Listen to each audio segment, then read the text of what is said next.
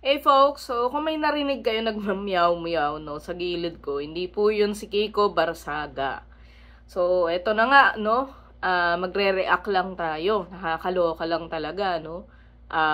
Marami pa actually hindi naka-move on dun sa mala brand ambassador na exit ni Congressman Kiko Barsaga. Actually, I want to drop Congressman because honestly for me, parang di ba?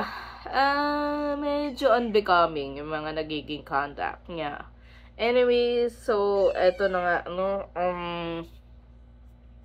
bukod sa pag-meow-meow, di ba? Kaya, sinabi kong brand ambassador, kasi ano pa ginagawa ng brand ambassador? Usually, hi, hello lang din. Papa-picture, ganyan. Di ba? Onti interview minsan. Di ba? Tapos, yun nga, yan na yung brand. So, ano pang ginawa ni Kiko? Ganun. Parang umattend na ribbon cutting lang, tapos umalis dun sa Forbes. So, marami actually DDS na halata mong magpipigil lang sila. Kasi, di ba, syempre, Kiko is one of the, ngayon, di ba, mga popular figures ng movement. Di ba? Lalo na pagdating dun sa kay Duterte, ganyan. Tapos, ano pa, 'di ba, yung pag-call out sa mga politiko, kaya nga nagka-rally sa harap ng Forbes Park. Pero tayo lang nila palata, pero nainis sila obviously sa ginawa niya. And yung iba sa kanila, low-key, kino-call out nga siya. 'Di ba? Sa mga napansin nila sa kanya. Na ang nakakatawa, ito pala, recently ko lang nalaman nung napanood ko nga yung mga video na safety pala yung dahilan ni Kiko Barsaga, kaya daw siya umalis. 'Di ba, safety. So, yun nga ang inaano nila, nakukumpara siya, 'di ba? Kasi si Kiko ay nasa likod ko, hindi. Si Kiko kasi ay isang congressman na alam natin, 'di ba, dapat magaling siya mag-represent. So, yung representation na yon, may accountability. And sinasabi nga nila, kung natatakot sila siya for his safety, dapat, alam niya, may security measures, 'di ba? Kundi, parang ang dating talk is cheap eh. Sinasabi nga ni Junggoy Estrada, talk is cheap. So, yung, nakumpara siya dun sa taga-Hong Kong.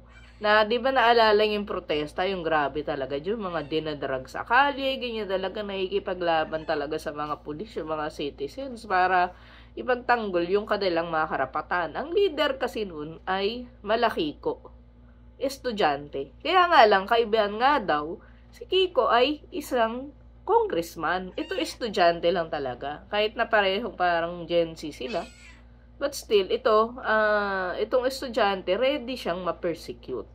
Whereas si Kiko, di ba, parang yung ethics complaint niya, hindi niya napuntahan. Di ba? Or baka hindi pinuntahan.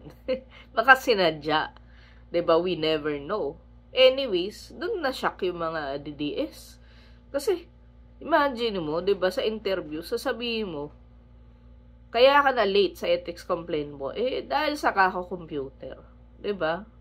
Nonchalant pa magkakasabi nga parang okay, 'di ba? It's not even sorry or anything. Na ano nila, 'di ba? 1 and 1, 'di ba? Equals 2. Na parang okay, umalis ka sa rally para mag-computer. Asan doon yung safety? Safety ng ano? Yun nga na parang na ang daming sinasabi na yun nga si Kiko, yung isa pang sinasabi ni Kiko na he's ready to die for his country. 'Di ba? Yung pa yung parang dun kabaligtaran kasi if you're ready to die for your country, why would you need to worry for your safety? Unless, 'di ba? Lang yan, puro salita lang yan. Puro pamiyaw-miyaw lang yan.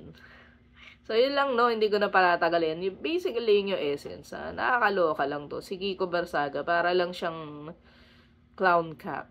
Kung may clownfish, may clown cat. Diba? Hanggang lang yan Diba? Hanggang pintura ng muka.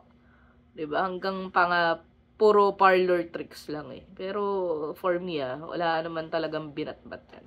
Yun lang.